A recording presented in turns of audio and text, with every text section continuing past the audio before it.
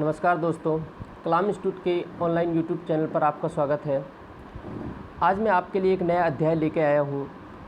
बच्चों की काफ़ी मांग पर कि रीट की एग्ज़ाम भी आ चुकी है और एग्रीकल्चर की डेट भी आ चुकी है, पटवारी की डेट भी आ चुकी है। समय कम होने के कारण इस वक्त बच्चे न तो बुक पढ़ सकते हैं और न ही विस्तृत किसी ऑनलाइन क्लासेस को या किसी ऐप को ज्वाइन कर उन नोट्सों को तैयार कर सकते हैं। इतना समय बच्चों के पास है नहीं। तो हम आपको एक पीडीएफ के फ़ॉर्मेट में कंप्लीट राजस्थान जी के यहाँ लेके आए हैं। जैसा आज मैं शुरू करूँगा आपके लिए राजस्थान की ज्योग्राफ़ी। अब इस राजस्थान की ज्योग्राफ़ी का टारगेट जो है 10 या 12 दिन का है। क्यों इतने कम समय में? क्यों कम समय में? इसलिए कि बच्चों के पास रीट वाले बच्चे हैं, पटवार वाले बच्चे हैं, उनके पास समय कम है और सिर्फ उनको राजस्थान जी के पढ़ना नहीं है, बाकी और भी सब्जेक्ट पढ़ने हैं। इसलिए इसको आपको लिखना ना पड़े, आपको लिखने के बाद फिर से याद ना करना पड़े। आपको कोशिश रहेगी कि 90% यहीं पे याद करा दिया जाए। पीडीएफ के फॉर्मेट में ये लेके आए हैं, आपको पीडीएफ भी प्रोवाइड करा दी जाएगी और पीडीएफ के फॉर्मेट में ही आपको इस यूट्यूब ऑनलाइन क्लासेस के तहत सारी चीज़ों को, सभी जो फैक्ट्स हैं उनको समझाया जाएगा। और समझाने के बाद उनको आप घर पर पीडीएफ आप डाउनलोड पीडीएफ लेकर उनको आप प्रिंट निकलवा कर घर पर उनको पढ़ सकते हैं। ऐसा मानना है मेरा कि अगर आप डेली 1 घंटा भी राजस्थान ज्योग्राफ़ी को देते हैं तो आपकी राजस्थान ज्योग्राफ़ी 10 दिन में, उसके अलावा जो आपकी मेन आर्ट और कल्चर मैक्सिमम 15 दिन में, यानी लास्ट 1 महीने में अगर आप 1-1 घंटा भी निकालते हैं तो आपका राजस्थान जी के तैयार हो जाएगा। क्योंकि आपको न तो लिखना है और न ही ज़्यादा विस्तृत रूप में आपको जानना है। आपके लिए बेहद एग्ज़ाम पॉइंट ऑफ व्यू से इम्पोर्टेंट जो सामग्री है वो आपको यहाँ पर प्रोवाइड कराई जाएगी। तो आइए आज राजस्थान ज्योग्राफ़ी का हम शुरू करते हैं और उसका पहला अध्याय राजस्थान की उत्पत्ति के बारे में कुछ फैक्ट्स जानते हैं। राजस्थान की उत्पत्ति, मित्रों, हुआ क्या कि किसी समय में विश्व में ये सब महाद्वीप नहीं है। जैसे हमारा विश्व अब 7 महाद्वीपों में बटा हुआ है, तो पहले 7 महाद्वीप नहीं थे। पहले मात्र एक ही महाद्वीप था जिसको नाम दिया जाता था पेंजिया। क्या नाम दिया जाता था? पेंजिया। पूरे विश्व में सिर्फ जो स्थल मंडल था उसको नाम दिया जाता था, वो एक जॉइंट रूप में था, एक ही भाग था जिसको नाम दिया जाता था पेंजिया। उसके अलावा सारे विश्व पे जल था, आज भी जल है। आज भी सिर्फ 29% पैरे स्थल मंडल है जो टूटकर 7 अलग अलग महाद्वीपों में बट गया है। उस वक्त सिर्फ एक ही महाद्वीप था पेंजिया। पेंजिया को ही कहा जाता है महान महाद्वीप। महान महाद्वीप क्यों कहा जाता है? महान महाद्वीप इसलिए कहा जाता है क्योंकि पेंजिया के ही टुकड़े, जो ये महाद्वीप हैं, ये पेंजिया के ही टुकड़े हैं। बचा जो जलीय भाग था उसको कहा जाता था पैंथालासा। 2 बिंदुओं पर चर्चा की है, पेंजिया क्या है, पैंथालासा क्या है। पहले एक स्थल मंडल था जो एक महान महाद्वीप के रूप में था, जिसको पेंजिया के नाम से जाना जाता था। और जो जलीय भाग था, जो 71% जलीय भाग था, उसको जाना जाता था क्या? पैंथालासा। भूगर्भिक कारणों के कारण समय के चलते हुए कई कालों के निकलने के बाद पेंजिया के टुकड़े होना शुरू हुए। जब पेंजिया के टुकड़े हुए धीरे धीरे, वो कई प्रोसेस में हुए, लेकिन अपने लिए जो यहाँ काम की चीज़ है अपन उसकी ही बात करते हैं। पेंजिया के जो टुकड़े हुए 2 भागों में हुए। एक भाग बना उत्तरी भाग और दूसरा भाग बना दक्षिणी भाग। उत्तरी भाग को नाम दिया गया अंगारा लैंड और दक्षिणी भाग को नाम दिया गया गोंडवाना लैंड। जब यह टूटा, जब ये 2 भागों में टूटा और उत्तरी और दक्षिणी भागों में टूटा, तो इनके बीच में एक जल भराव आया। जो जल भरा भूस्खलन के कारण, पर्वतों के ढलान के कारण जो जल आया, उस जल को कहा जाता है टेथिस सागर। एक बार फिर से मैं रिवाइज कर रहा हूँ आपके लिए। अभी तक हमने सिर्फ 5 वर्डों को जाना है, 5 वर्डों को पढ़ा है। पेंजिया, स्थल मंडल, पहले सभी महाद्वीपों को एक रूप था, जिसको एक स्थल मंडल था, एक रूप था, जिसको किस नाम से जाना जाता था? पेंजिया। वर्तमान में इसी को कहा जाता है, कई बार प्रश्न पूछा गया है रेलवे में, एनटीपीसी में, कई बार बड़े एग्जामों में प्रश्न पूछ लिया जाता है कि महान महाद्वीप कौन सा है, तो इसी को महान महाद्वीप कहा जाता है, क्योंकि सारे महाद्वीप इसी से निकले हैं। दूसरा भाग था पृथ्वी पर कौन सा? पैंथालासा। जो जलीय भाग था उसको पैंथालासा कहा जाता था। अब इस पेंजिया के 2 टुकड़े हुए, अंगारा लैंड, गोंडवाना लैंड।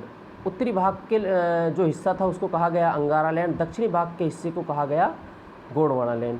और इनके मध्य में जो जल रहा उसको कहा गया टेथिस सागर। अभी तक हमने सिर्फ इन 5 शब्दों पर चर्चा की है। अब आइए आगे इनका क्या महत्व है वो जानते हैं, इनकी डेफिनेशन के रूप में इनको जान लेते हैं। देखो, मैंने अभी आपको बताया था अंगारा लैंड। अंगारा लैंड क्या है? अंगारा लैंड क्या है? अंगारा लैंड पेंजिया का उत्तरी भाग। पेंजिया का कौन सा भाग? उत्तरी भाग। देखो यही चीज़ यहाँ पर लिखी हुई है, पेंजिया का उत्तरी भाग जिसमें उत्तरी अमेरिका। अब कई प्रश्न ये पूछे जाते हैं कि कौन सा महाद्वीप किसका भाग है? अंगारा लैंड का कौन सा महाद्वीप है और गोंडवाना लैंड का कौन सा महाद्वीप है? जैसे कि हम भारत के संदर्भ में बात करते हैं तो आपसे कई बार पूछा जाता है कि भारत किसका हिस्सा है, अंगारा का या गोंडवाना का? तो भारत किसका हिस्सा है? भारत गोंडवाना लैंड का हिस्सा है। वो एक अलग टॉपिक है, अलग चर्चा का विषय है। प्रश्न किस प्रकार से पूछा जाता है वो मैं आपको बता रहा हूँ। अंगारा लैंड पेंजिया का उत्तरी भाग जिसमें उत्तरी अमेरिका, यूरोप, उत्तरी एशिया का निर्माण हुआ। पेंजिया का उत्तरी भाग जिसमें उत्तरी अमेरिका, यूरोप और उत्तरी एशिया का निर्माण हुआ। दूसरा भाग जो दक्षिणी भाग था उसको हमने नाम दिया था क्या? गोंडवाना लैंड। पेंजिया का वह दक्षिणी भाग जिसमें दक्षिणी अमेरिका, अफ्रीका, दक्षिणी एशिया, ऑस्ट्रेलिया तथा अंटार्कटिका का क्या हुआ? निर्माण हुआ। उन्हीं शब्दों को पुनः मैं रिपीट कर रहा हूँ, कुछ नया आपको नहीं बता रहा हूँ। आगे देखिए, टेथिस सागर क्या है? टेथिस सागर एक भूसन्नति है। क्या है? भूसन्नति है जो अंगारा लैंड और गोंडवाना लैंड के क्या है? मध्य में स्थित है। किसके मध्य में है? अंगारा लैंड और गोंडवाना लैंड के मध्य में स्थित है। चलो ये चीज़ तो हमने जान ली कि टेथिस सागर क्या होता है, अंगारा लैंड क्या होता है, गोंडवाना लैंड क्या होता है। जब भारत की विश्व में बात करते हैं तो भी इन चीज़ों को पढ़ते हैं और विश्व ज्योग्राफी की बात करते हैं तो भी इन चीज़ों को पढ़ते हैं। लेकिन इनकी राजस्थान के संदर्भ में हम बात करें तो इनका क्या महत्वपूर्ण है, इनको हमें जानने की आवश्यकता पड़ी क्यों हम अंगारा लैंड और गोंडवाना लैंड और टेथिस सागर को पढ़ रहे हैं। देखिए मित्रों, यहाँ से जो अगला बिंदु है अपना वो है राजस्थान का निर्माण। राजस्थान का निर्माण, आपने राजस्थान का भौतिक विभाजन पढ़ा होगा। वर्तमान में हम राजस्थान के हरिमोहन सक्सेना का भौतिक विभाजन पढ़ते हैं। राजस्थान के भौतिक विभाजन अभी तक 3 लोगों ने दिया है। एक जीसी मिश्रा जी ने दिया था, सबसे पहले जो भौतिक विभाजन दिया था 1967 में। उसके बाद में दिया था रामलोचन सिंह ने 1971 में, और उसके बाद 1994 में दिया था हरिमोहन सक्सेना ने। वर्तमान में हम हरिमोहन सक्सेना का भौतिक विभाजन पढ़ते हैं। और जब हम हरिमोहन सक्सेना जी का भौतिक विभाजन पढ़ते हैं उसमें राजस्थान को 4 भागों में बांटा गया है। मुख्यतः कितने भागों में बांटा गया है? 4 भागों में। वह 4 भाग कौन कौन से हैं? अरावली पर्वतीय प्रदेश, हाड़ौती का पठार, पश्चिमी मरुस्थलीय प्रदेश और मैदानी भाग। उनकी विस्तृत चर्चा करेंगे हम भौतिक विभाजनों में। अब देखो राजस्थान का निर्माण कैसे हुआ है वो हम बात कर रहे हैं। अब आपसे यहाँ सीधा प्रश्न पूछ लिया जाता है, सतही तौर पे पूछ लिया जाता है कि राजस्थान का कौन सा भौतिक विभाग किसका हिस्सा है? किससे मतलब गोंडवाना लैंड का कौन सा है और टेथिस सागर का कौन सा है? देखिए, हमारे जो राजस्थान में अरावली पर्वतमाला का लगभग 80% विस्तार है जो राजस्थान में है। अरावली पर्वतमाला के संदर्भ में सबसे ज़्यादा प्रश्न पूछा जाता है। अरावली और मरुस्थल के संदर्भ में सबसे ज़्यादा प्रश्न पूछा जाता है कि अरावली किसका भाग है? गोंडवाना लैंड का है, टेथिस सागर का है। हाड़ौती के पठार किसका भाग है? मरुस्थल किसका भाग है? मैदान किसका भाग है? यह आपको दे दिया जाता है। निम्न में से कौन सा गोंडवाना लैंड का भाग नहीं है? निम्न में से कौन सा गोंडवाना लैंड का भाग है? तो देखिए, गोंडवाना लैंड के भागों की जब हम बात करते हैं तो अरावली पहला कौन सा? अरावली। और दक्षिणी हाड़ौती का पठार। मैंने आपको बताया था कि भौतिक विभाजन में हम 4 भौतिक विभाजन पढ़ेंगे। अरावली पर्वतीय प्रदेश, दक्षिणी हाड़ौती का पठार, पश्चिम मरुस्थलीय प्रदेश और पूर्वी मैदानी भाग। देखो, गोंडवाना लैंड का कौन कौन सा भाग है? अरावली पर्वतीय प्रदेश और हाड़ौती का पठार। टेथिस सागर के कौन कौन से हैं? पश्चिमी मरुस्थलीय प्रदेश और मैदानी भाग। यहाँ पर आपको सिर्फ यही चीज़ याद रखनी है राजस्थान के संदर्भ में कि गोंडवाना लैंड का कौन सा भाग राजस्थान का है और टेथिस सागर का कौन सा है। अरावली और हाड़ौती, देखो इसका एक शॉर्ट ट्रिक मैं आपको बता देता हूँ। अरावली भी पथरीला भूभाग है, पहाड़ हैं, चट्टानें हैं, ऊंची ऊंची चोटियाँ हैं। और हाड़ौती का पठारी क्षेत्र भी पथरीला होता है। जो पथरीला भाग है, अगर आपको ऐसे याद नहीं रहता है तो जो पथरीला भाग है वो किसका भाग है? गोंडवाना लैंड का। और जो मरुस्थलीय मैदान हैं, जो मरुस्थलीय मैदान है वो किसके भाग हैं? टेथिस सागर के। टेथिस सागर के अंगारा लैंड का अपने राजस्थान में से इन तीनों में से जो तीन जो बिंदु पढ़े थे हमने, गोंडवाना लैंड, अंगारा लैंड और टेथिस सागर, तो अंगारा लैंड का राजस्थान में अवशेष कहीं पर भी देखने को नहीं मिलते हैं।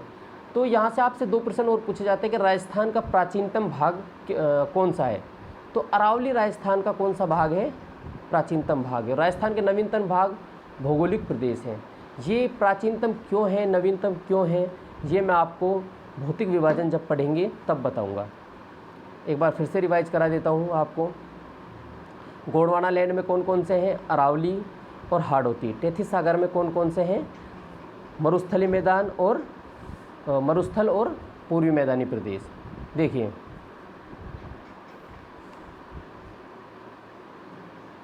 अच्छा, यहाँ से एक और प्रश्न आपके लिए आ जाता है कि भारत के संदर्भ में जब एग्जामिनर सिर्फ भारत के संदर्भ में प्रश्न पूछना चाहता है तो वह यह पूछ लेता है कि अरावली व निम्न में से कौन सा प्रायद्वीपीय भारत का हिस्सा है और कौन सा मैदानी भाग का हिस्सा है। देखिए, जब भारत का भी हम भौतिक विभाजन करते हैं तो तटीय प्रदेश अलग पड़ते हैं, प्रायद्वीपीय पठार अलग पड़ते हैं, हिमालय पर्वतमाला अलग पड़ते हैं और उत्तर का विशाल मैदान अलग पड़ते हैं। तो उसमें से भी हमारे जो सिर्फ 2 ही भाग ऐसे हैं जो राजस्थान में हैं। अरावली और हाड़ौती तो हैं किसके?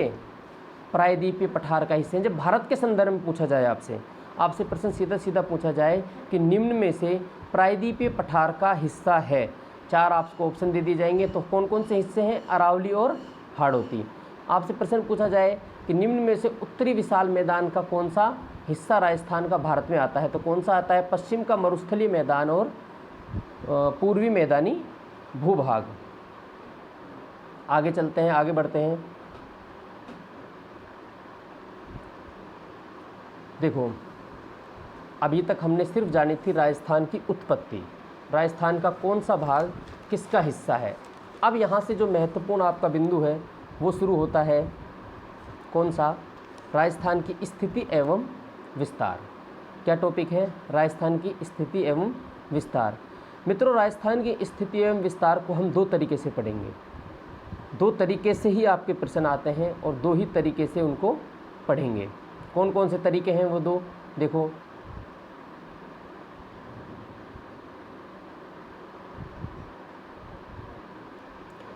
राजस्थान की स्थिति को जब हम पढ़ेंगे तो 2 तरीके से पढ़ेंगे। 2 तरीके कौन से हैं? देखो, पहले बात कर लेते हैं राजस्थान की स्थिति के बारे में, फिर पढ़ेंगे हम राजस्थान का विस्तार। राजस्थान की स्थिति, देखो, पहला है जो अक्षांशीय दृष्टि से राजस्थान की स्थिति क्या होगी।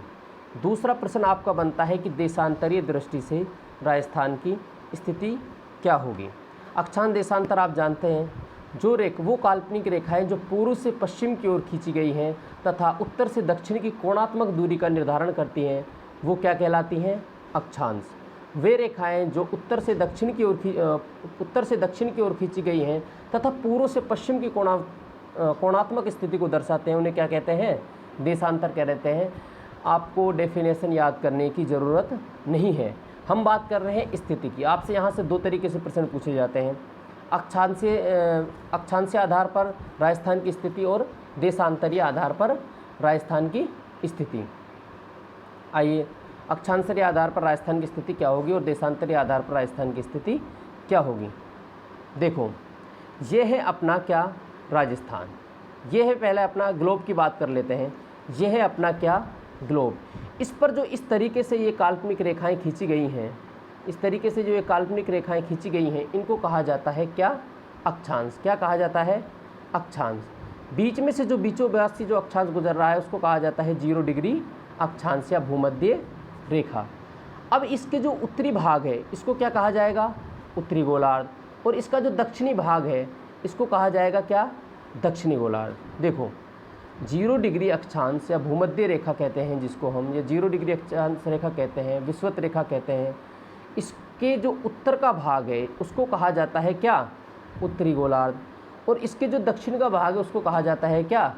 दक्षिणी गोलार्ध। यही बात है। अब आपसे सीधा सीधा पहला प्रश्न जो यहाँ से बनता है कि राजस्थान अक्षांशीय दृष्टि से कौन से गोलार्ध का हिस्सा है? राजस्थान अक्षांशीय दृष्टि से कौन से गोलार्ध का हिस्सा है? आप आसानी से बता दोगे कौन से गोलार्ध का हिस्सा है? देखो ये है 0 डिग्री रेखा, ये है 0 डिग्री रेखा, और यहाँ पर है हमारे राजस्थान की स्थिति। यहाँ पर है क्या है? राजस्थान की स्थिति। तो राजस्थान 0 डिग्री से ऊपर है, उत्तर की ओर है या दक्षिण की ओर? 0 डिग्री से उत्तर की ओर या दक्षिण की ओर? उत्तर की ओर। तो इसका मतलब कौन से गोलार्ध में है? उत्तरी गोलार्ध में है। जब उत्तरी गोलार्ध में, पहला ही प्रश्न यहाँ से अब आपका बन गया है। क्या बन गया है?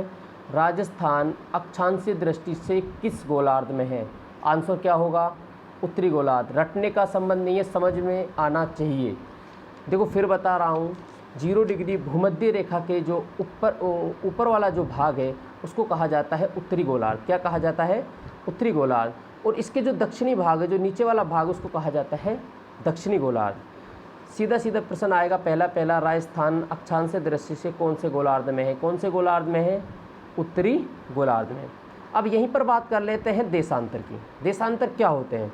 मैंने अभी आपको बताया, उत्तर से दक्षिण की ओर, उत्तर से दक्षिण की ओर खींचे जाने वाली वे काल्पनिक रेखाएं जो पूर्व से पश्चिम की स्थिति का निर्धारण करती हैं, उन्हें पूर्व से पश्चिम की कोणात्मक दूरी स्थिति का निर्धारण करती हैं, उन्हें कहा जाता है क्या?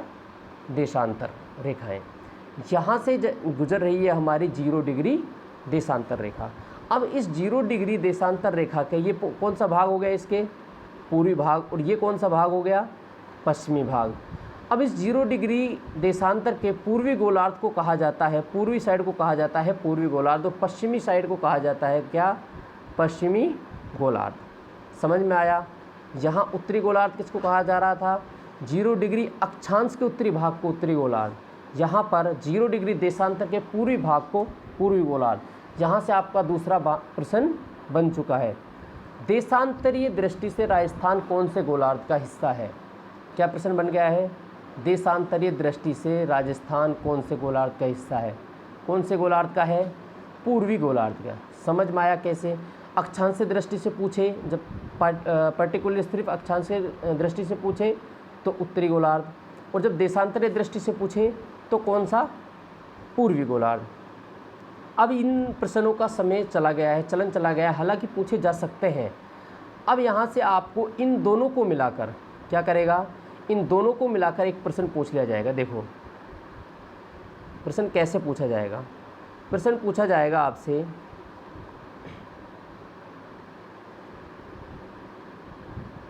प्रश्न पूछा जाएगा आपसे कि राजस्थान की स्थिति अक्षांश व देशांतर के अनुसार क्या है?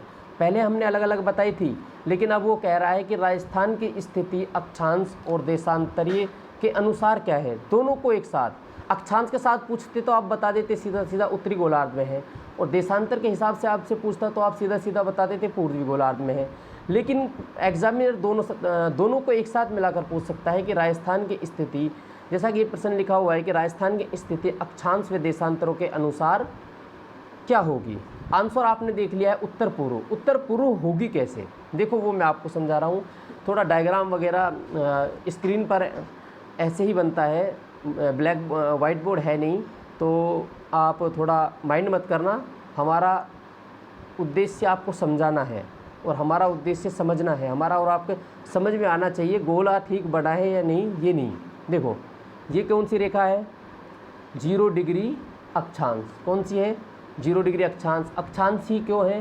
क्योंकि पूर्व से पश्चिम की ओर खींची जा रही है। अब देखो ये कौन सी रेखा है? 0 डिग्री। 0 डिग्री कौन सी? देशांतर। 0 डिग्री देशांतर। अलग अलग पढ़ रहे थे, अब साथ पढ़ रहे हैं। अब यहाँ देखो हमारा राजस्थान कहाँ है? हमारा राजस्थान है यहाँ पर। कहाँ पर? यहाँ पर। यहाँ पर राजस्थान है। पहले तो हम 2 ही भागों में बांट रहे थे ग्लोब को, अब हमने 4 भागों में बांट दिया है। इस लाइन से इधर बात करें तो ये सारा कौन सा हो गया? सारा हो गया टोटल दोनों को मिलाकर पूर्वी गोलार्ध। इधर बात करें तो ये कौन सा हो गया? पश्चिमी गोलार्ध। अब इसके संदर्भ में ऊपर बात करें तो ये कौन सा हो गया? उत्तरी गोलार्ध। और ये कौन सा हो गया? दक्षिणी गोलार्ध। समझ में आया? समझ में आया? पूर्वी गोलार्ध, पश्चिमी गोलार्ध, उत्तरी गोलार्ध, दक्षिणी गोलार्ध। लेकिन जब इनको साथ मिला के हम पढ़ते हैं तो इस हिस्से को कहा जाएगा, देखो ये हो गया पूर्वी और उत्तरी, लाइन के ऊपर है तो उत्तरी गोलार्ध, और इस लाइन के इधर है तो पूर्वी गोलार्ध। कौन सा गोलार्ध हो गया ये? इसको एक नया नाम दे देंगे, उत्तर पूर्वी गोलार्ध। कौन सा गोलार्ध? उत्तर पूर्वी गोलार्ध। यहाँ से एक सेकंड ग्रेड में 2018 सेकंड ग्रेड में प्रश्न पूछा गया था, बड़ा ज़बरदस्त प्रश्न था, वो भी मैं आपको बताऊँगा। ये कौन सा गोलार्ध हो गया, ये कौन सा गोलार्ध हो गया, उत्तर पश्चिमी गोलार्ध। ये गोलार्ध कौन सा हो गया, दक्षिण पश्चिमी, और ये गोलार्ध हो गया दक्षिण पूर्वी। तो हमारा राजस्थान है यहाँ पर राजस्थान है, तो कौन से गोलार्ध में है, उत्तर पूर्वी गोलार्ध में। अब आपसे प्रश्न आ जाए कि राजस्थान अक्षांशीय और देशांतरीय दृष्टि से राजस्थान की स्थिति क्या होगी, अक्षांशरीय और देशांतर दोनों को मिलाकर पूछा जाए तो उत्तर पूर्वी। मैंने ये, आप उत्तर पूर्व याद भी कर सकते थे, मेरा उद्देश्य सिर्फ समझाने का था कि उत्तर पूर्व आया कहाँ से। देखो फिर से रिपीट कर रहा हूँ, थोड़ा कॉम्प्लिकेटेड, इतना ज़्यादा वो भी नहीं है, लेकिन फिर से समझा देता हूँ आपको। आपसे सीधा सीधा पूछा जाए राजस्थान अक्षांशीय दृष्टि से किस गोलार्ध में है, आपका आंसर आँख बंद कर हो जाना चाहिए, कौन सा, उत्तरी गोलार्ध में। आपसे प्रश्न पूछा जाए कि राजस्थान देशांतरीय दृष्टि से कौन से गोलार्ध में है, कौन से गोलार्ध में है, पूर्वी गोलार्ध में। आपसे इन दोनों को मिलाकर पूछ लिया जाए कि राजस्थान अक्षांश व देशांतर के अनुसार कौन से गोलार्ध में है, तो कौन से गोलार्ध में होगा, उत्तर पूर्वी गोलार्ध। देखो ये पूर्व से इधर है तो पूर्वी में हो जाएगा, और उत्तर 0 डिग्री के उत्तरी साइड में है तो उत्तर पूर्व हो जाएगा। ये चीज़ें क्लियर हो चुकी हैं। अब देखो यहाँ से एक लाइन लिखी हुई है, नीचे आपको दिख रही होगी कि राजस्थान की स्थिति भारत के अनुसार क्या होगी, राजस्थान की स्थिति। चलो आपसे पूछ लिया कि अक्षांश देशांतर के अनुसार, आपने बता दिया उत्तर पूर्व, लेकिन एग्जामिनर पूछ सकता है कि आपकी राजस्थान की स्थिति भारत के अनुसार क्या होगी। देखिए ये है हमारा भारत, एक भारत बना लेते हैं इस पर, एक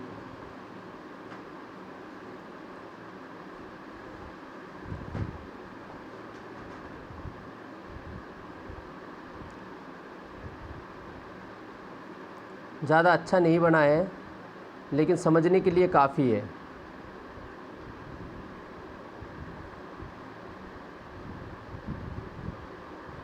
ज़्यादा ही बुरा बन गया ये तो।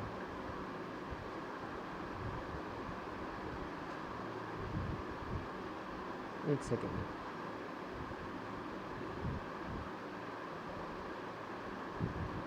देखो मैं बात कर रहा था कि जब आपसे पूछा जाए कि राजस्थान की स्थिति भारत के अनुसार, ग्लोब के अनुसार आपने बता दी, अक्षांशों के अनुसार आपने बता दी, देशांतर के अनुसार आपने बता दी, लेकिन आपसे भारत के अनुसार पूछ लिया जाए तो देखो ये हमारा भारत है, और यहाँ से जब भारत के बीचों बीच में से एक रेखा गुजर रही है, कौन सी रेखा, कर्क रेखा, हालांकि गुजर रही है, इसका कोई तात्पर्य नहीं है। जब बीचों बीच में से भारत के दो टुकड़े किए जाएंगे, ऐसे किए जाएंगे और ऐसे किए जाएंगे, यहाँ से तो ऐसे तो गुजरेंगे अक्षांश, और ऐसे गुजरेंगे क्या, देशांतर।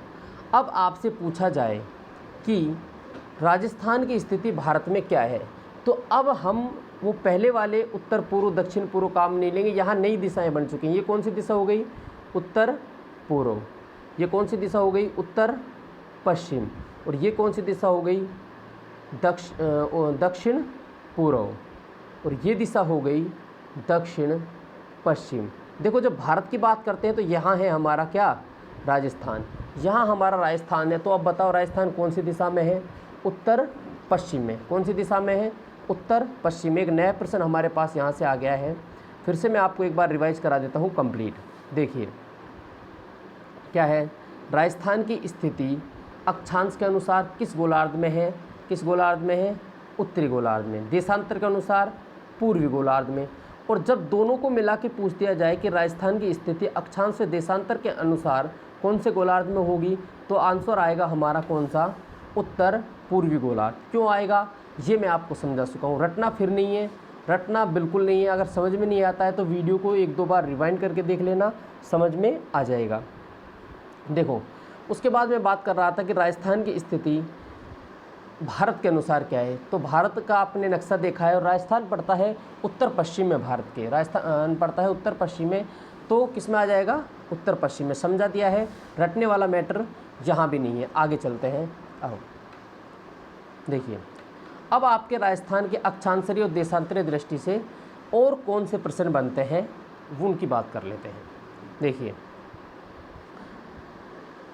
राजस्थान ये है हमारा क्या, राजस्थान। देखो इसको थोड़ा बड़ा बना देता हूँ मैं। पतंगाकार आकृति का है हमारा राजस्थान, तो ये पतंग के समान हमने राजस्थान बना लिया।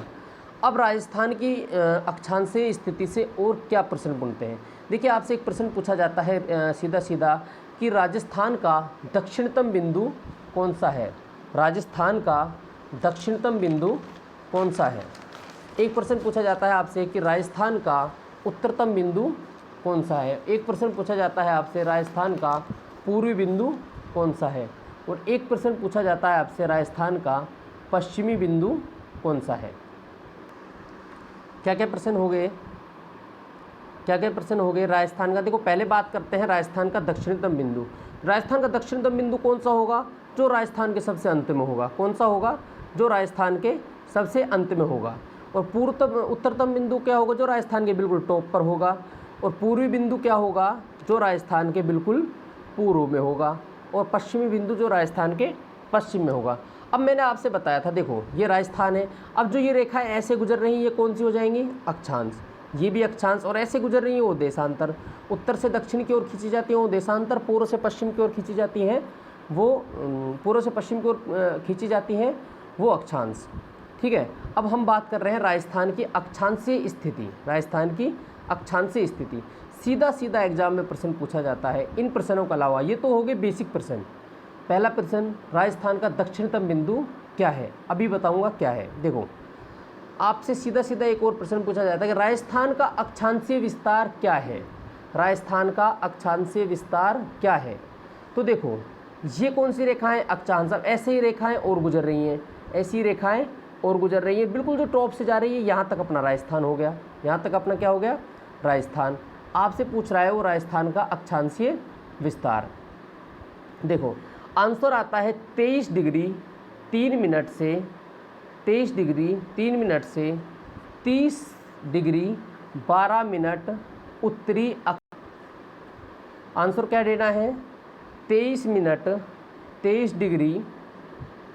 डिग्री उत्तरी अक्षांश। देखो कंफ्यूज मत होना, शब्दों को ध्यान से सुनना। 23 डिग्री 3 मिनट उत्तरी अक्षांश। कौन सा अक्षांश, उत्तरी अक्षांश। जब भी अक्षांशों की बात करेंगे तो राजस्थान के संदर्भ में हमेशा उत्तरी प्रयोग करेंगे। क्यों करेंगे, मैंने आपको बताया था राजस्थान अक्षांशीय दृष्टि से किस गोलार्ध में है, कौन से गोलार्ध में है, उत्तरी गोलार्ध में। कौन से गोलार्ध में है, उत्तरी गोलार्ध में। तो जब भी अक्षांशों की बात करेंगे राजस्थान के संदर्भ में तो किसकी बात करेंगे, उत्तरी की बात। 23 डिग्री 3 मिनट से 23 डिग्री 3 मिनट से 30 डिग्री 12 मिनट उत्तरी अक्षांश तक। अब देखो यहाँ से एक रेखा जा रही है, ये रेखा बिल्कुल राजस्थान के दक्षिणी भाग को टच करते हुए जा रही है, जिसका नाम है क्या, 23 डिग्री 3 मिनट उत्तरी अक्षांश। कौन सा अक्षांश, उत्तरी अक्षांश। जब आपको ये प्रश्न देगा तो आपको ऑप्शन में मिलेगा 23 डिग्री 3 मिनट उत्तरी अक्षांश, 30 डिग्री 12 मिनट उत्तरी अक्षांश, 30 डिग्री 3 मिनट उत्तरी पश्चिमी अक्षांश और पूर्वी अक्षांश। ऐसे करके आपको प्रश्न मिलेंगे। लेकिन आपको बहुत संयम बरतना है इस चीज़ में, और क्या ध्यान रखना है, उत्तरी और पूर्वी का हमेशा ध्यान रखना है। राजस्थान के संदर्भ में जब भी बात करेंगे अक्षांशों के लिए क्या बात करेंगे, उत्तरी अक्षांश। देखो यहाँ से जो राजस्थान को टच करते हुए जा रही है 23 डिग्री 3 मिनट, 23 डिग्री 3 मिनट।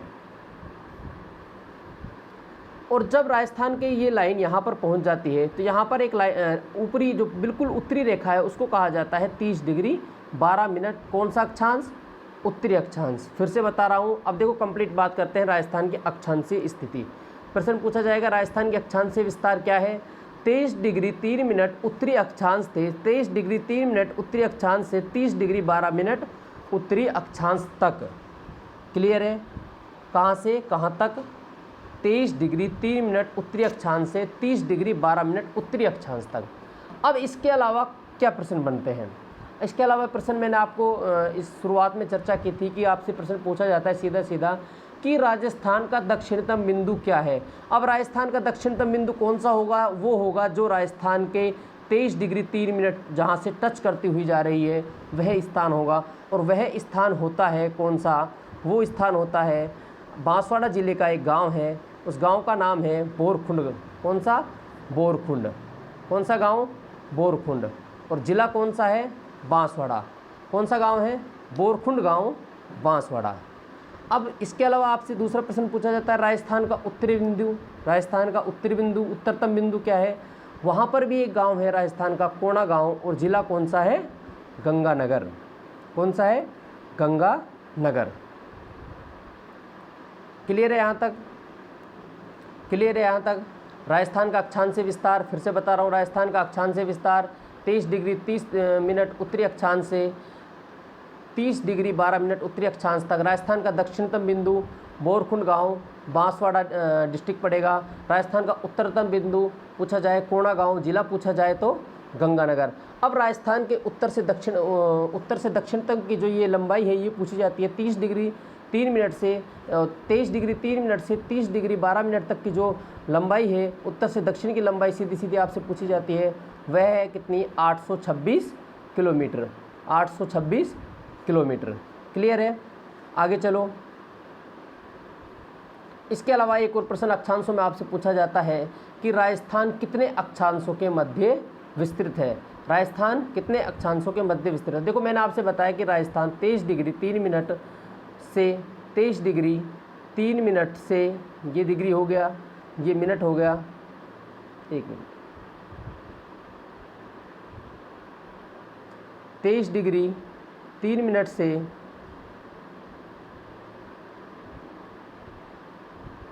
देखो यहाँ से एक और जो प्रश्न बनता है कि राजस्थान का विस्तार कितने अक्षांशों में है।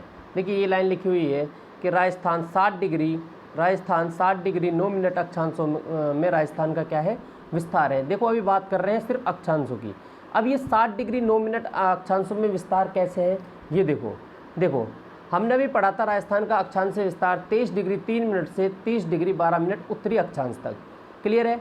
अब बड़े में से छोटे को घटाते हैं, जब 23 में से 12 में से 23 3 को घटाएंगे तो यह आएगा कितना? 60 डिग्री 9 मिनट। कितना आ जाएगा? 60 डिग्री 9 मिनट। तो एक और प्रश्न यहाँ से पूछा जाता है अक्षांशों की दृष्टि से कि राजस्थान कितने अक्षांशों में विस्तृत है, या राजस्थान का विस्तार कितने अक्षांशों में है? आपका आंसर होना चाहिए 60 डिग्री 9 मिनट। इसमें उत्तरी दक्षिणी नहीं लगाना है, सिर्फ अक्षांश है। 60 डिग्री 9 मिनट अक्षांशों में राजस्थान का विस्तार फैला हुआ है। देखो फिर से एक बार आपको रिवाइज करा देता हूँ पूरा। राजस्थान के अक्षांश स्थिति 23 डिग्री 3 मिनट से 30 डिग्री 12 मिनट उत्तरी अक्षांश तक। राजस्थान का दक्षिणतम बिंदु जो 23 डिग्री 3 मिनट है वो है बोरखुंड गांव, जिला कौन सा है? बांसवाड़ा। राजस्थान का उत्तरतम बिंदु कोणा गांव, श्री गंगानगर। देखिए ये पीडीएफ मैंने बहुत शॉर्ट फॉर्मेट में तैयार की है तो आपके फ़ायदे के लिए। तो उसमें मैंने ऐसा नहीं लिखा है सीधा कि राजस्थान का उत्तरतम बिंदु कोणा गांव जो श्री गंगानगर है, तो वो मकसद नहीं है। हमारा मकसद उतना पड़ता है। देखो एक तरह की स्टडी होती है जिसको कहा जाता है, आप किसी सक्सेसफुल आदमी से पूछोगे स्मार्ट स्टडी क्या होती है। एक बंदा 12 घंटा पढ़ के भी सक्सेस नहीं हो पाता और एक बंदा 6 घंटे पढ़ के भी सक्सेस हो जाता है। क्यों? क्योंकि वो एक स्टडी का नाम होता है जिसको हम कहते हैं आम भाषा में स्मार्ट स्टडी। वो स्मार्ट स्टडी यही है। क्या है कि जैसे मैंने इसको लिखा है, अब मैं आपसे बात करता हूँ कि मैंने इसको लिखा है, किसको? देखिए कि राजस्थान का दक्षिणतम बिंदु जब आपसे पूछा जाए कि अंडरस्टूड है, सीधा सीधा समझ में आना चाहिए कि जब दक्षिण की बात कर रहा है 23 डिग्री 3 मिनट में कौन सा? बोरखुंड। गांव पूछे तो बोरखुंड, जिला पूछे तो बांसवाड़ा। अब मैं इसको ऐसे लिखता कि राजस्थान का दक्षिणतम बिंदु 23 डिग्री 3 मिनट उत्तरी अक्षांश, गांव बोरखुंड, जिला बांसवाड़ा पड़ता है। उससे मतलब नहीं है, निकलकर जो तथ्य जो निकल कर आते वो यही आते कि राजस्थान का दक्षिणतम स्थान क्या है? बोरखुंड। जिला पूछे तो बांसवाड़ा। उत्तरतम आपसे पूछे तो कोणा गांव और जिला पूछे तो श्री गंगानगर। उत्तरतम अक्षांश पूछे तो 23 डिग्री 12 मिनट उत्तरी अक्षांश और दक्षिणतम अक्षांश पूछे तो 23 डिग्री 3 मिनट उत्तरी अक्षांश। अब बता रहा था मैं कि राजस्थान कितने अक्षांशों में फैला हुआ है, वो हम यहाँ देख चुके हैं कि राजस्थान कितने अक्षांशों में फैला हुआ है? 60 डिग्री 9 मिनट अक्षांशों में राजस्थान का विस्तार है। अब देखो हमारे भारत से, हमारे देश से एक रेखा निकल कर जाती है जिसको कहते हैं क्या?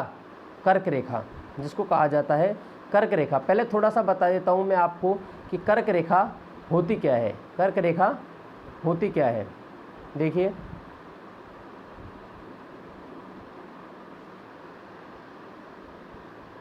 ये है पूरा क्या, ग्लोब।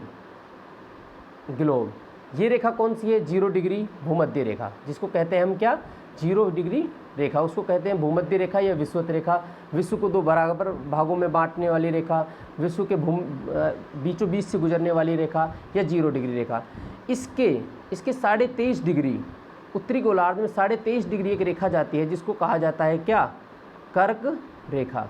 किसको, कर्क रेखा। 23.5 डिग्री उत्तरी रेखा को, 23.5 डिग्री उत्तरी रेखा को जब आप ग्लोब देखोगे आपको उसमें पता चलेगा, उसको कहते हैं कर्क रेखा। और इस भूमध्य रेखा के दक्षिणी गोलार्ध में 23.5 डिग्री रेखा को कहते हैं मकर रेखा।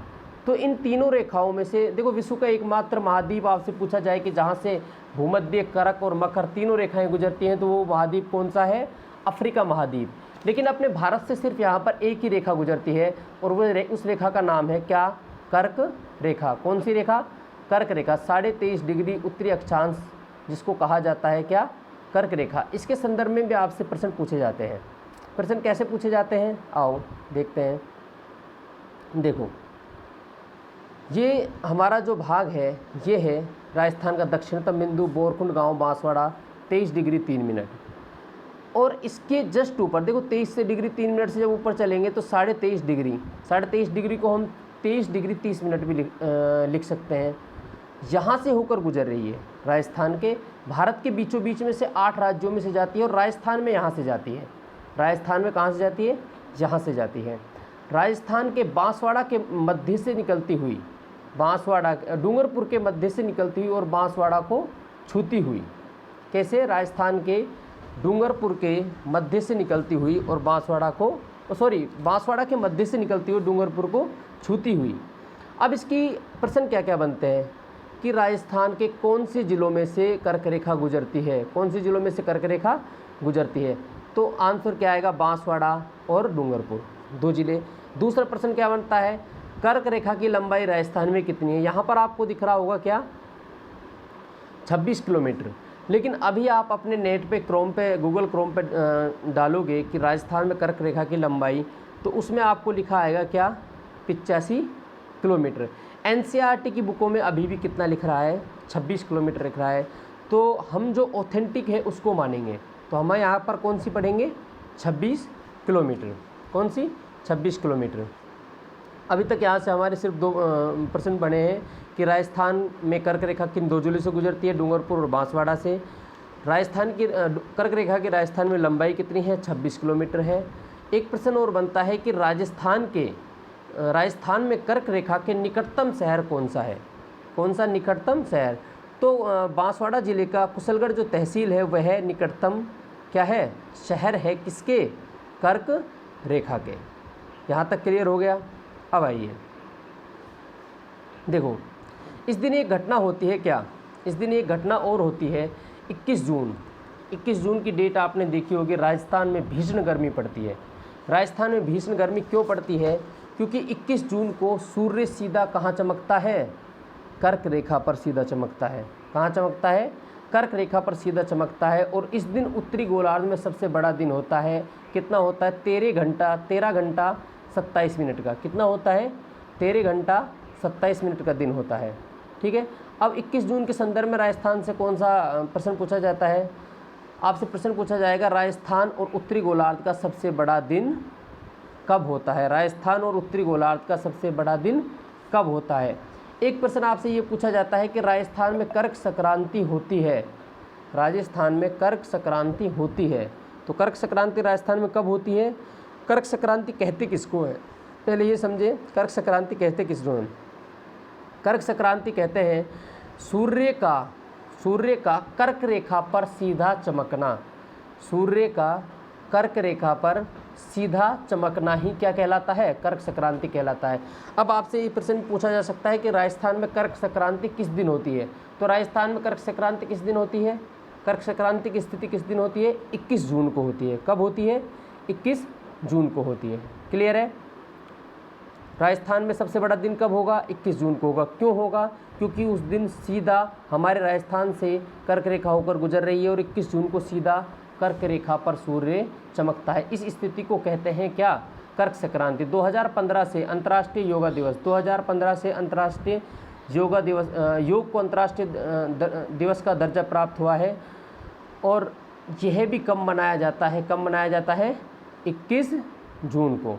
2018 में कहाँ मनाया गया? ये दिखा 2018 में कहाँ मनाया गया? राजस्थान के कोटा में। राजस्थान के कोटा में, राजस्थान के कोटा में मनाया गया था। 2019-20 कोरोना में चलते हुए इसको मनाया नहीं गया। एक यहाँ पर एक्स्ट्रा लाइन लिखी हुई है, भारत में वन अनुसंधान केंद्र कहाँ है? देहरादून में है। वनों की जब बात करेंगे तो कंप्लीट बात करेंगे। अब देखो, एक अंतिम आज का बिंदु और ले लेते हैं। राजस्थान में, राजस्थान की देशांतरी स्थिति, जिस तरीके से हमने राजस्थान की अक्षांशरीय स्थिति पढ़ी, उसी तरह से राजस्थान की देशांतरी स्थिति से भी प्रश्न पूछे जाते हैं। देखिए, यह है हमारा क्या? राजस्थान। यह है क्या? हमारा राजस्थान। राजस्थान। देशांतर होते क्या हैं? उत्तर से दक्षिण की ओर खींचे जाने वाली काल्पनिक रेखाओं को देशांतर कहते हैं। देखिए, जब भी देशांतर की बात की जाएगी तो उसमें हमेशा पूर्वी देश, राजस्थान के संदर्भ में पूर्वी देशांतर लगा के बात करेंगे। देखिए, राजस्थान, आपसे सीधा सीधा प्रश्न पूछा जाता है राजस्थान का देशांतरी विस्तार क्या है? हम आंसर देते हैं 69 डिग्री 30 मिनट से 78 डिग्री 17 मिनट पूर्वी देशांतर तक। 69 डिग्री 30 मिनट पूर्वी देशांतर से 78 डिग्री 17 मिनट पूर्वी देशांतर। यहाँ पर जो ये है, ये कौन सा है? 69 डिग्री 30 मिनट। कौन सा है? 69 डिग्री 30 मिनट। और यहाँ पर कौन सा है? 78 डिग्री 17 मिनट। अब आपसे पूछा जाए कि राजस्थान का पश्चिमतम बिंदु कौन से देशांतर पर है और राजस्थान का पूर्वतम बिंदु, तो आप आसानी से बता सकते हैं। राजस्थान का पश्चिमतम बिंदु कौन से देशांतर पर है? 69 डिग्री 30 डिग्री देशांतर पर। पूर्वतम बिंदु 78 डिग्री 17 मिनट पूर्वी देशांतर पर। अब आपसे जगह का नाम पूछा जाए कि राजस्थान का पश्चिमतम बिंदु क्या है, यानी 69 डिग्री 30 मिनट पर पूर्वी देशांतर पर कौन सी जगह है? तो जगह का एक जैसलमेर का एक जिला गांव आता है, कटरा गांव। कटरा गांव ये जैसलमेर की सम तहसील में पड़ता है। और आपसे गांव पूछा जाए तो कटरा, तहसील पूछा जाए तो सम, और जिला पूछा जाए तो जैसलमेर। ज़्यादा करके आपको यही मिलेगा, कटरा गांव। कौन सा जैसलमेर? एक ही जैसलमेर है। जैसलमेर वही जैसलमेर जिसमें कौन सा किला है? जैसाण का किला है। जिस किले के बारे में कहा जाता है, गढ़ दिल्ली, गढ़ आगरा, अधगढ़ बीकानेर, भलो चिणायो भाटिया, गढ़ियो जैसलमेर। कल्चर में बात करेंगे, वही जैसलमेर है। राजस्थान का पश्चिमतम बिंदु कटरा गांव, सम तहसील जैसलमेर। राजस्थान का पूर्वतम बिंदु सिलाना गांव, धौलपुर। क्लियर है? पूर्व से पश्चिम की लंबाई आपसे पूछी जाए, ये लंबाई आपसे पूछी जाए कितनी थी? 869 किलोमीटर। कितनी है? 869 किलोमीटर। और उत्तर से दक्षिण की आपसे बात करें तो मैं आपको बता चुका हूँ पहले ही, 826 किलोमीटर। अब देखिए, जिस तरीके से राजस्थान 60 डिग्री 9 मिनट देशांतरों के मध्य फैला हुआ था, उसी तरह से राजस्थान अक्षांशों में फैला हुआ था। उसी तरह से एक प्रश्न हो रहा है कि राजस्थान कितने अक्षांशों में फैला हुआ है? तो राजस्थान फैला हुआ है कितने? 8 डिग्री 47 मिनट अक्षांशों में। सीधा सीधा याद कर लीजिएगा, हालांकि थोड़ा सा समझाने का भी है इसमें, मैं बाद में समझा दूंगा। एक और प्रश्न यहाँ से बनता है, राजस्थान का मध्य गांव। अब देखो, स्थिति का निर्धारण हम जब करते हैं तो देशांतरों और अक्षांश दोनों से करते हैं। देशांतरों का बहुत महत्वपूर्ण भूमिका होती है, तो आपसे इसलिए हम इसको भी यहीं पर पढ़ रहे हैं कि राजस्थान का मध्य का गाँव कौन सा है। आपसे स्थान पूछा जाए कि राजस्थान के बीचों बीच का, यानी मध्यवर्ती स्थान कौन सा होगा, तो नागौर जिले का एक स्थान है जिसका नाम है लापोलाई। क्या नाम है? लापोलाई। और आपसे मध्य जिला पूछे, लापोलाई गांव पूछे तो लापोलाई, जिला पूछे तो कौन सा? नागौर। लेकिन सैटेलाइट के अनुसार, अब देखो इसमें भी 2 प्रश्न बनते हैं। आपको अक्षांश से देशांतर के अनुसार जब मध्य का स्थान पूछे तो लापोलाई गांव, जिला जैसलमेर। लेकिन सैटेलाइट सर्वे के अनुसार राजस्थान का मध्य गांव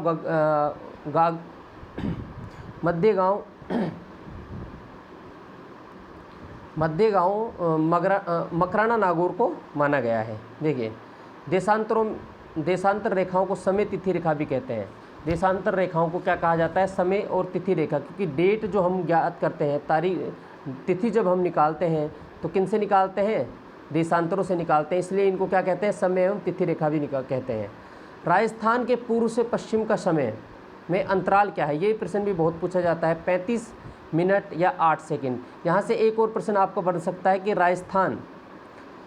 राजस्थान में सबसे पहले सूर्योदय कहाँ होता है? तो देखो, सबसे पहले सूर्योदय कहाँ होगा? राजस्थान के पूर्व में होगा। और जिला राजस्थान का पूर्वी जिला, सबसे पूर्वी जिला कौन सा है? राजस्थान का पूर्वी जिला है धौलपुर। और सबसे लेट सूर्योदय कहाँ होगा? जैसलमेर। अंतर कितना है दोनों में? 35 मिनट 8 सेकंड का है। देखिए, इससे ज़्यादा प्रश्न आते नहीं हैं, ये नेशनल जीके का भाग है, इसलिए समय की गणना अभी हमारे पास समय कम है और हमको उतना ही पढ़ना है जो हमारे एग्ज़ाम की दृष्टि से जो सिलेबस में दिया हुआ है। अब ये नेशनल ज्योग्राफी का भाग है, उसमें उसको विस्तृत रूप से जानकारी आपके लिए सिर्फ यहाँ पर यही काफ़ी है कि राजस्थान का पूर्वी जिला कौन सा है? धौलपुर। राजस्थान का सबसे पहले सूर्योदय कहाँ होता है? धौलपुर में। और सबसे बाद में कहाँ होता है? जैसलमेर में। अंतर कितना है दोनों में? 35 मिनट 8 सेकंड। सबसे पहले सूर्यास्त पूछे, सबसे पहले सूर्य उदय पूछे, दोनों कहाँ पर होते हैं? धौलपुर में ही होते हैं। और सूर्यास्त दोनों कहाँ होते हैं? जैसलमेर में ही होते हैं। अगला बिंदु है राजस्थान का विस्तार।